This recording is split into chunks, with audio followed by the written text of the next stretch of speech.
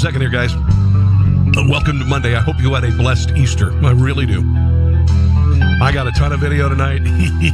We got some fun stuff here. Share if you can, okay? Will you do me a favor? Share if you can. Share to a group. If you'd like to do that, that'd be great. If you belong to a group, immediately share this link with a group, and let's make this audience. Let's fight Mark Zuckerberg. Show him what for. A little what for, ladies and gentlemen. I'm going to share right now. Here I go. And then we're going to get this thing started. Bow.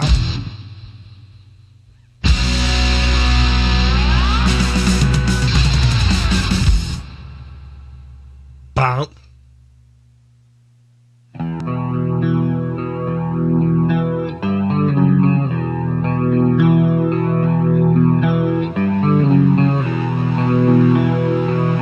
Got a new listener tonight. New viewer, I should say.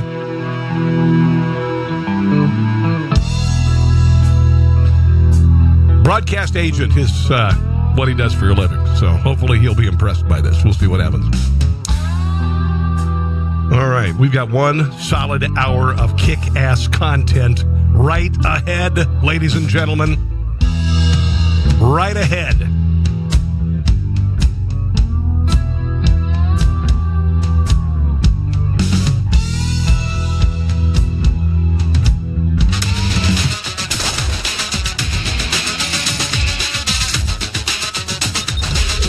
Rob Carson Show.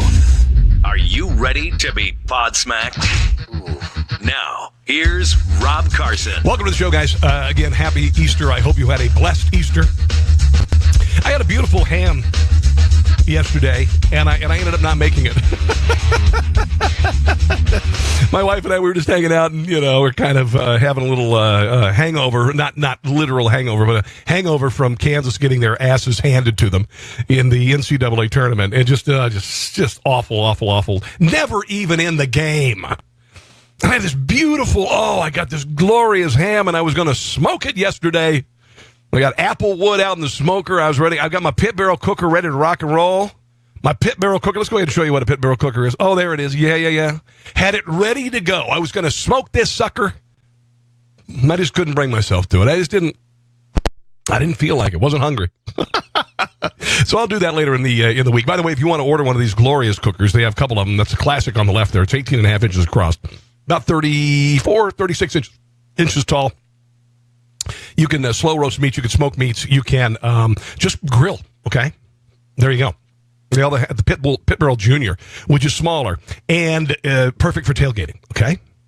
But if you want to order, liberty1tv.com/cooker, liberty1tv.com/cooker. The reason we do that is so we'll get credit for it. For the sales. You awesome audience. All right. Let me go here and check the Facebook page. See who's on. So far, ce soir. Harold is on. Johnny is on. Linda is on. Maggie. Hello, Maggie. How you doing, baby? What's going on? William Fennery. How you doing, my brother? He won a humidor for listening to this show. I give away stuff every once in a while. We're going to work on that. But anyway, welcome to the show. Real quick presidential tracking poll, if you haven't heard this, and this is actually remarkable. When you think about this, you think about the drubbing that Donald Trump takes in the media every single day by everybody. 91% of the news about the Trump administration is negative. It is negative, even though there's so much positive happening. Like over 3% growth in the fourth quarter last year. Over 3% growth in the GDP? Are you nuts? We haven't seen that in years.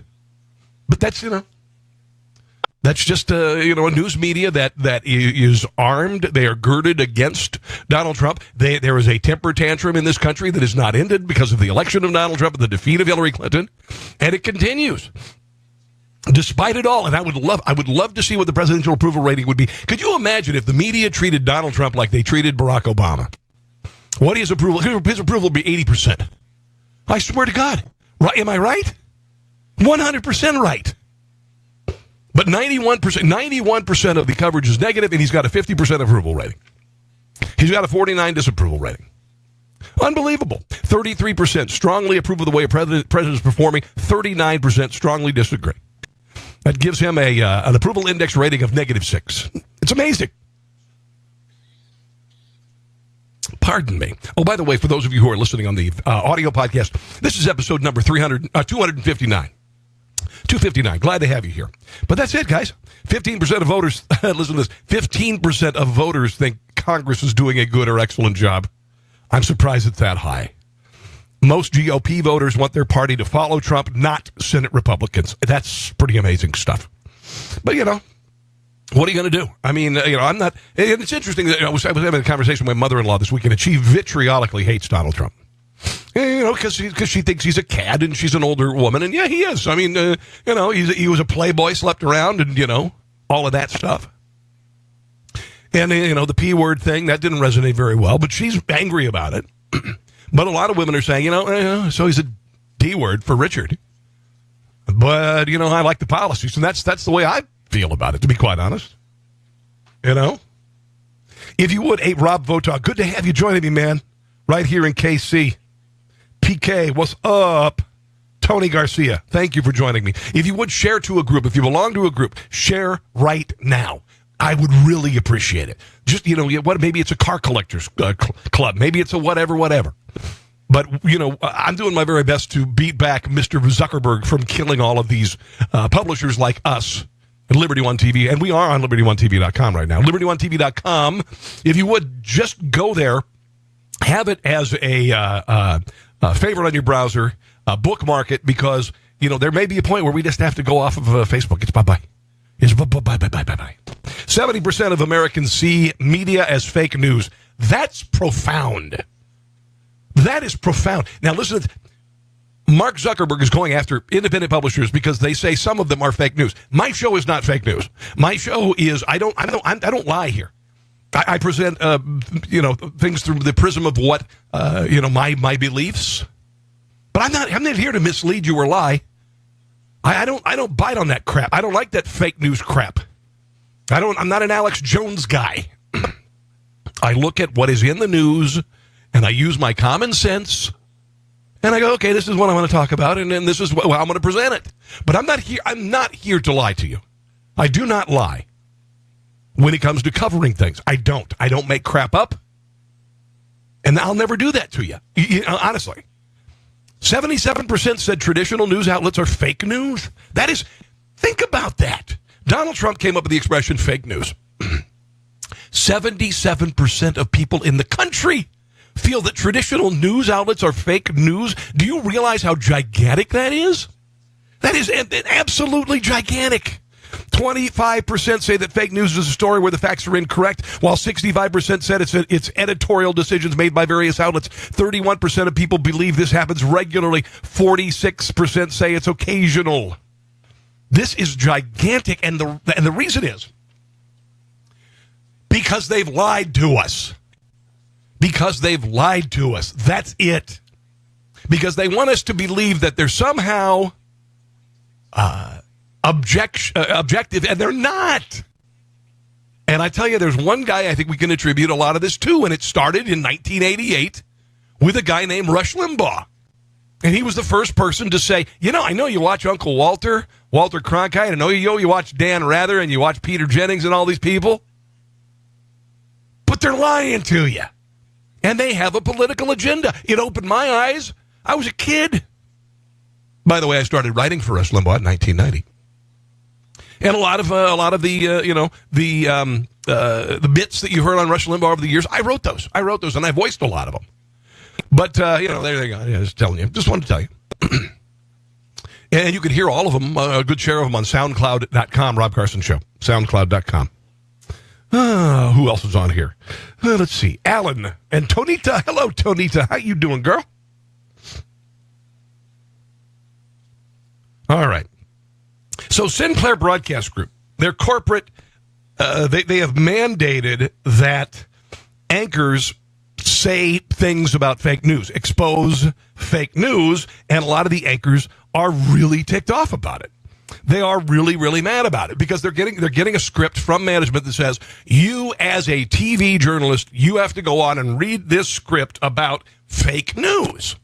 And so somebody put together a montage this weekend. Here is the montage of anchors at Sinclair Broadcast TV stations having to echo the company philosophy. Let me move on to Sinclair for a second. There's a lot of attention around Sinclair Broadcasting and its conservative bent. This is a company that owns stations all across the country. Stelter. And last month I reported that the company was mandating its local stations to produce these media-bashing promos. There's been a lot of angst in local newsrooms about this. Now we're actually seeing the promos. Let's also, just say that CNN obviously is one of the largest purveyors of fake. I mean, honestly, they are a tool. They are a tool of the left. I want to show you what they look like. This is a compilation courtesy of Deadspin that's gone viral this weekend. Just a little taste of what these promos look like. The sharing of biased and false news has become all too common on social media. More alarming, some media aren't true without checking facts first. Unfortunately, some members of the media use their platforms to push their own personal bias and agenda to control exactly what people think. And this is extremely dangerous to our democracy. Okay, so there are anchors who are really ticked off about it. They don't like having to say that. I got to tell you, I'm not a big fan of it either. I mean, it is the truth. But to me, I don't like that. I don't like telling someone they have to say things. But let's not forget that the media always parrots the same talking points. Years ago, 2008 election, somebody decided that Republican states were red and Democrat states were blue. And that's absolute horse crap. The Democrat Party is red. Red is socialist. Red is communist. That's what it is. And somebody came up with that, and every damn station and network decided to parrot that, and now it's suddenly orthodoxy. Now it's what you expect. Republican states are red, and that's bull crap. But everybody lined up and parroted those talking points. Here's a montage from when George Bush was president. I think this took place in the year 2000. One day the word gravitas came up, and everybody in the news media ran with it. And it happens all the time, every day if you're watching. Every day if you're watching. CNN, 2 months ago, and I told you this, all day long, one day, they talked about Donald Trump having dementia, having early signs of Alzheimer's and all this stuff. And everybody carried it, and then it just went away. If he really had dementia and early signs on Alzheimer's, and all these experts were on talking about it, don't you think he'd still have it today? It's unbelievable. It's breathtaking. Here is the media montage of gravitas. He meets all George W.'s weaknesses, lack of gravitas. We see the son who is seeking some gravitas. They were looking at candidates with gravitas. But he has the gravitas. You can sum it up in one word, stature. It may go to the gravitas. Or to use the favorite phrase, gravitas. This is a vice president who brought gravitas. This will give some gravitas. This is a talking point. This doesn't just happen organically. I mean, I know I'm saying the obvious here. This isn't organic.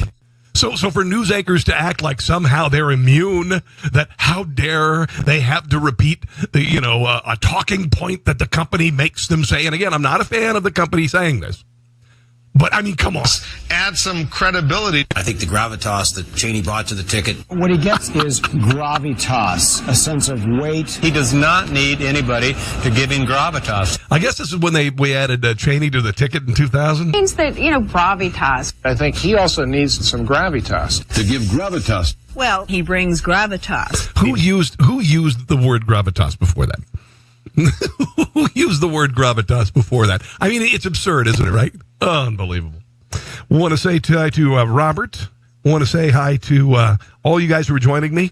And again, if you have do me a favor, if you have a group you belong to, will you share it to that group? I would greatly appreciate it. It'd be glorious. So I wanted to share that. I think it's obscene. I think it's stupid. I don't like the fact that Sinclair was making everybody say this. As a news anchor, I don't think that's correct to do that. I don't. A few years ago, I worked at a company, and they made us, everybody, promote a brand that the company wanted to promote. Now, that's understandable. Okay, you're on the company, you work at the company's radio station, and they tell you need to promote this. You do it.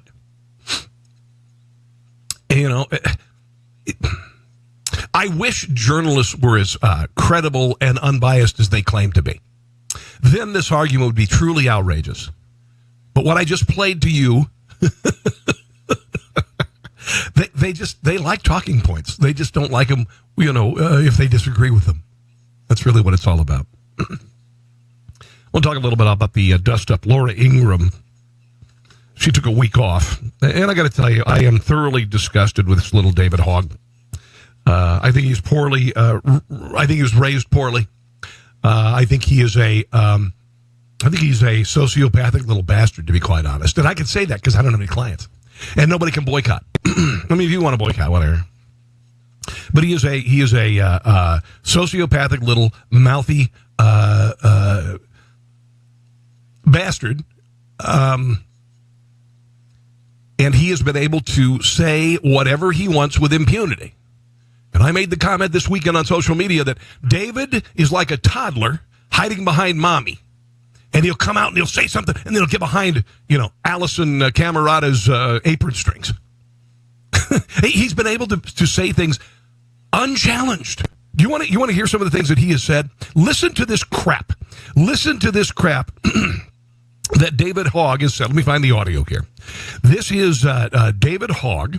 Some of the things, they are absurd, they are inflammatory, they are disgusting, they are foul, they are, like I said, inflammatory beyond belief, but he's not been challenged on any of it. And then whenever he is challenged, he retreats behind Allison Camerata's apron strings, and he claims that he's a child. Here is this little punk, some of the things that he's said over the last couple of weeks. Pathetic that want to keep killing our children. They could have blood from children spattered all over their faces and they wouldn't take action because they'll still see those dollar signs. This is spoken like a true 12-year-old, even though he's 17. I'm going to start off by putting this price tag right here as a reminder for you guys to know how much Marco Rubio took for every student's life in Florida. $1.05. Unchallenged. Okay. I mean, do you think Not a big believer in corporal punishment, but this kid needed to have his ass whooped when he was a kid. that's unnecessarily provocative? No, I think it's not enough I don't think it's even provocative enough. When your old parents like, I don't know how to send an iMessage, and you're just like, give me the phone. So, he calls his parents idiots there. Sadly, that's what we have to do with our government because our parents don't know how to use a democracy, so we have to. Our parents don't know how to use the effing democracy, so we have to. You idiot. You learned to drive last year. I doubt it, though. You took your bike to school. Is trying to do I believe she's the CEO of the NRA. She's trying to distract people. If you listen to her talk, it's Dana Lasher. She's a national spokeswoman for the NRA. Exactly. She owns these congressmen. She can get them to do things. No, she doesn't. It's just she doesn't care about these children's lives. It just makes me. There you go. And this is, again, he doesn't. If you don't agree with his orthodoxy, then you have blood on your hands. You don't care about children's lives. And this little SOB is unchallenged by everyone. And I'm going to tell you, if you want to become a part of the adult intellectual elite, I guess, or you want to enter the circle of political speak, you better grow the hell up. He has not faced anyone in opposition. He has not faced anyone who's a pro-life or a pro-Second Amendment supporter. He goes on solo, or he has like-minded people doing the interviews. He's never been on Fox News. He's never been on with somebody and debated them because he retreats to the bastion of childhood when he is. Think what sick are out there that want to continue to sell more guns, murder more children, and honestly just get reelected. What type of person are you? Unchallenged. And what he's saying is so ungodly outrageous. It's not even worth debate. What he's saying is so egregious and outrageous, and I might even say dangerous. When you want to see more money than children's lives. You want more money than children's lives. So I'm an NRA member. And I would rather the NRA give money, get money from me than to save children's lives. You little SOB. What type of person does that? If you can't get elected without taking money from child murderers, why are you? So the only child murderer was the guy who went into the building. The only child was Nicholas Cruz. The only person who's a child murderer is Nicholas Cruz. And this is like I said, this is inflammatory. This is obscene. This is obscene. And this little bastard needs to be challenged. You running. With Rick Scott, it's like, when I get elected to Senate, we're not going to let that happen. And that's the great thing about it, because those aren't going to get reelected. When you start hearing from your political aides that there's a load of angry future voters, you start to worry a little bit. He doesn't know anything. 2 months and a half ago, he was worried about going to prom. A month and a half ago, he was worried about, summer vacation and whether he was going to work at the amusement park. And suddenly, he's some sort of an expert on everything. I refute it. And I'm not afraid to challenge the little bastard. I know that makes me a mean, a cruel person, whatever. David, what's this guy's name? Zworich, works with the Baltimore Sun. He was on with Brian Stelter over the weekend. I don't have the video on this, but I want to share the audio on this because he really went after David Zurowich went after Laura Ingraham. And here's the thing that really pisses me off. This little punk, Laura Ingraham went on, and she is a very, very serious Catholic. She is studied in religion, and she is a very serious, committed Catholic. Okay? She issued a heartfelt apology for her tweet about David not getting into 4 universities in California. Now, listen to this. Here's the thing. I heard Ben Shapiro over the weekend. David had a 1270 SAT, which is pretty good. The universities where he applied, he is 100 points behind the average student at those universities. He did not get entered because he's not good enough. His SAT is not strong enough. He's got a 4.1 GPA. Big effing whoop. 4.1 GPA is different school to school to school. It's nice you had a 4.1. It's nice you're getting all but that is objective. There is a test called the SAT. You take the damned SAT. You take the ACT. And that's the score they look at. He's not good enough. According to the SAT, he is just not good enough. Even though Allison Camerata kissed his rear end. Let's see. Oh, yeah, here's Allison Camerata last week talking about David Hogg not getting into these schools. David, I am stunned that 4 colleges rejected you. What kind of dumbass colleges don't want you? Well, Allison, they're not dumbass. David is the dumbass. Okay, David is the dumbass. He may be smart. He may be cute.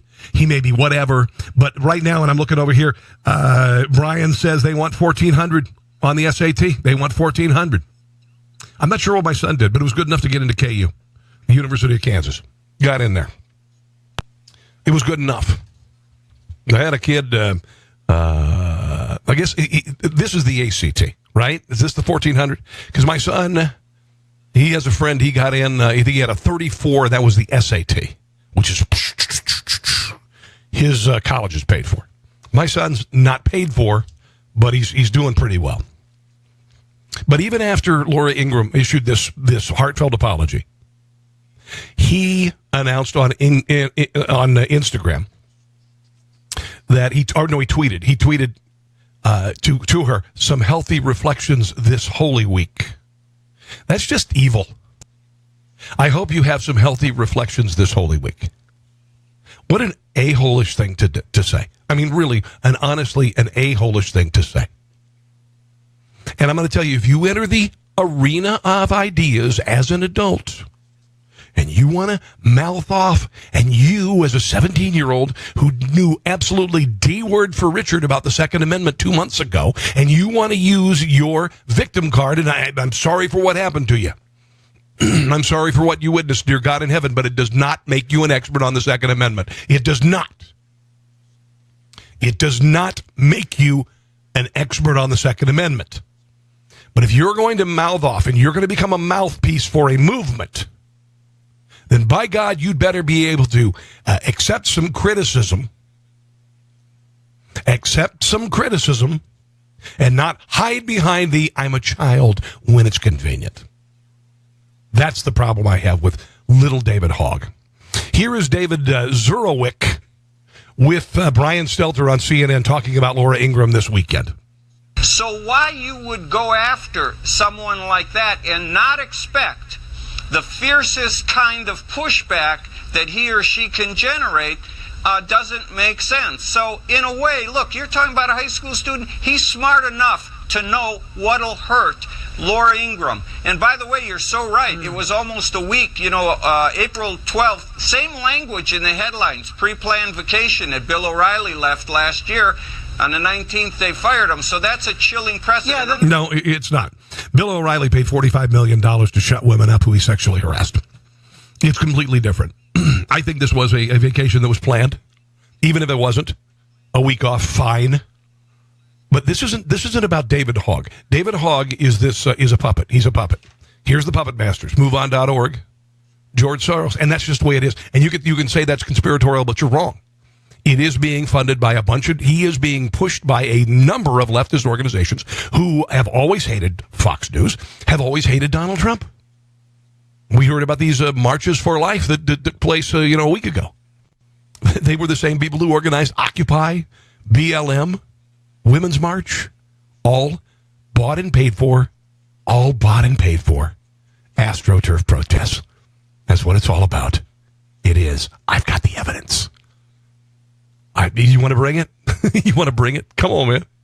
Here's a little bit more for Brian Stelter and David Zurowicz, where he really goes after Laura Ingraham. And again, you cannot let this kid perform in the arena of ideas unchallenged. It is not fair. It is not appropriate. If you are a child, then you are a child. Get your ass to your class and shut your mouth. But if you want to play with the big boys and you want to get interviewed by CNN and all this stuff, you are not immune from criticism from those who are 18 years of age and older. Sorry. My view is let's not shut down anyone's right to speak. Let's meet their comments with more speech. Let's try to respond that way. What is your view of these ad boycotts? Listen. Well, Brian, I agree with let's meet their speech with more speech.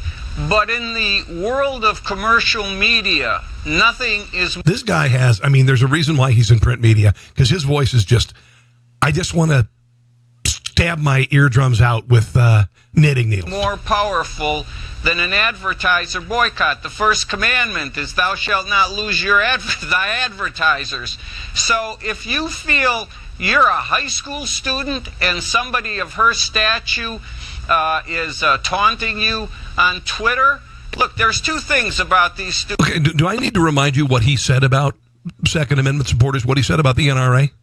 All of those things, and Laura Ingraham says something about him on Twitter because he can't get into a university in California because he's not smart enough. Students at Parkland that just fascinate me. One, they have a great moral authority that most people in the media don't have, and they have it because of what they went through.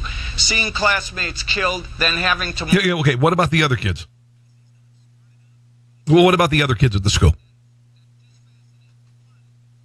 I've got a story. There are teachers there that say that there are kids at the school who don't like the fact that David Hogg and Michelle Garcia, or whatever the hell her name is, are representing all kids. They don't like it. They disagree with them. But nobody's paying attention to them because it's not the talking points. It's not the talking points. It's not the anti-Second Amendment talking points. Mourn and bury their classmates and go on with their life. That's a great moral authority. They're also, especially David Hogg and some of the others, incredibly media savvy in a good way. I don't think it's in a good way. Did you hear the way he talked? Really incredibly media savvy. Here, let's listen to him a little bit here. Here, let's listen to how media savvy this kid is. Pathetic that want to keep killing our children.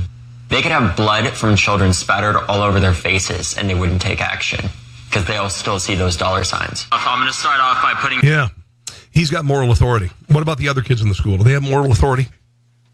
If you go through tragedy, are you suddenly an expert on whatever? Really? You've got moral authority? Moral authority, really? I've been through a lot of crap in my life. Been through a lot of tragedy in my life. Do I have moral authority? Do I claim moral authority on a variety of issues? No. I share what I think, and if I get challenged, then I am happy to be challenged. During a Friday discussion with NRA, Dana Lash, a teacher at the school who remained anonymous, said that some students in the school feel misrepresented by students like David Hogg, Emma Gonzalez, and others who have moved to the forefront of the teen gun control movement, because the kids who are pro-Second Amendment, who are pro-fortifying schools, pro-arming teachers, are being ignored. They are being ignored. They are being excluded. Give me an effing break. Did you hear any of them at the March for Our Lives? From this teacher. I've had some students approach me privately to talk about it, but I should note that those student activists, none of them were ever in any danger during this whole thing. None of them except for the one girl, Samantha Fuentes. I have students in my class that were shot. You don't see them. They have the most personal experience of anyone except for that one girl. There have been a lot of students that have spoken to me about it privately, and they've told me for word, as well as paraphrasing, these kids don't speak for all students. Every single day since we've come back to school, I have had kids in the hall crying because of the emotional toll that it's taken. And we haven't started to heal yet, because we're in the news every single day, and every single day there are helicopters circling overhead. But this is what leftists do. They claim the moral high ground, which is really funny for anybody who's a leftist. Honestly. Unbelievable. There is a hashtag, I stand with Laura, going around. Some people are saying, nope, not going to do that. And I don't agree with this. They're saying you should boycott these companies. I'm not a boycotter. I'm not a boycotter. They're going to have to change that name. It's politically incorrect. And what about the girl cutters? Office Depot, Liberty Mutual Insurance, TripAdvisor, Nestle, Johnson & Johnson, Hulu, Jenny Craig, Wayfair, Miracle Ear, Stitch Fix, Principal, Honda, Progressive Pay, or AG, whatever. They're all, these are groups that have removed their ad dollars from Laura Ingram's show. And this is because David Hogg and this tragedy was the wet dream of groups like MoveOn.org. It was, this is fantastic. How many kids got killed? How many people got killed? This is going to be great. And they used a what? They used an assault weapon? You think I'm kidding? There are people rubbing their hands going, oh man, this is fan-effing-tastic. This is what we've been wanting. And I know that sounds very coarse, but it is not. There are people who could give a rat's ass about body count. You know that as well as I do. You know that as well as I do. Teachers in Oklahoma and Kentucky walked out. They're on strike. They are demanding a pay raise from state leaders. 25 schools closed in Kentucky today due to a rally at the state capitol in Frankfort. 173 school districts. Same happened in Oklahoma as well, and teachers are not paid very well. I get you. Here's a little story. I believe this is from CNN. As you said, buses starting arriving a couple of minutes ago. You have hundreds of teachers, an estimated 30,000, according to the Oklahoma Education Association, that have just started a picket line around the Capitol building here in Oklahoma, demanding not only higher wages, but also $200 million in funding for their schools, and funding that they say has been cut in the past decade. Okay. Now, my sympathy is with teachers. Don't get me wrong. My sympathy is with teachers. There are teachers saying they've got a master's degree, they've got a doctorate and all this. They've got $170,000 worth of student loans, and they're making $36,000 teaching. If there were a magical pot of money that was available, that teachers could suddenly get 100% pay increase, I'd be like, boom, do it. I would. But unfortunately, that doesn't exist. I am grateful for what teachers do. I am. But as someone who is majoring in college, when you're in college, you have to look at, will this pay my bills? Where can I go? what is the pay scale here? What is the pay scale here? You have to do that. You have to do that. And to get into the profession and then realize you're not paid very well can't be a surprise. Now, there are other school districts that have higher pay. And there are, some school districts in some states. I know that in the state of Missouri, where I live next door, I live in Kansas. And they're not paid very well. Now, one amazing thing is my mother-in-law, who was an English teacher for years, she's got a frickin' pension, man. She's got a frickin' pension paid for by taxpayers. Okay? I'm not saying it's a ton of money. It's 60% or 70% of your salary for the rest of your life. Holy hell. 3 months off in the summer. Okay? You kind of know what you're getting into, right? I'm not meaning to be insensitive here. Not meaning to be insensitive. But you got to kind of know what you're doing. If I had to do it again with regard to radio, I don't know. I'd do something in media. I don't know if radio would be the number one choice. I don't know. And that's why I do this. That's why I branched out. And that's why I'm doing video podcasting and all that stuff. But you got to kind of know what you're getting into. And I hate to tell you this, but in the real world, you can't picket and strike and walk out and demand more money. You can't do it, really. I mean, you do it if you're part of a union. That happens occasionally, right? But in the real world, non-unionized radio, for instance, you can get all your employees together and you can march around and you can put signs up outside of the building and you can come back and they will have all your stuff packed in a milk crate and say, see ya, And again, I'm not meaning to be critical. I don't want to be critical of teachers. What they do is amazing. And if they have a magic formula to come up with money to pay them, and I got to tell you honestly, let's look at also just primary education, secondary education. These are poorly run in many states, and they are very heavy on administration, and they waste a buttload of money. I mean, I live in Kansas, okay? I live in Overland Park, Kansas, which is, the schools here are freaking amazing. There's a school called Blue Valley near here, and it's a cathedral. I mean, it's just like breathtaking. They had to, there wasn't even a budget cut. It was just, in Kansas, they decreased the rate of increase, which is what they frequently do, and then people claim, oh, you're trying to cut it, and then people are going to die, and all this stuff. Kansas schools are some of the best funded schools in the United States of America. And yes, there are schools that are not well funded, et cetera, but they are glorious.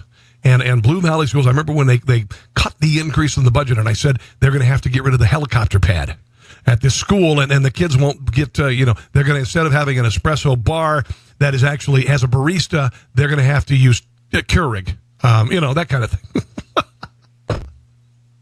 Unbelievable. Oh, this is the latest hypocrisy with regard to gun control. Chelsea Handler, who is just, dear God, for the person who dates her, I feel bad. She admits, even though she is a major gun control proponent, she has bodyguards. She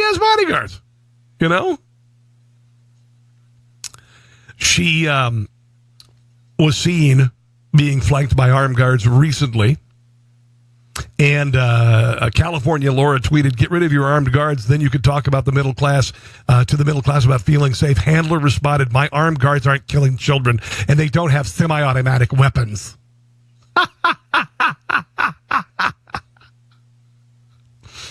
Handler is intimating that her armed protectors do not use Glock, Heckler & Koch, Kimber, Ruger, Sig Sauer, Smith & Wesson pistols, which are immediately popular for concealed carry.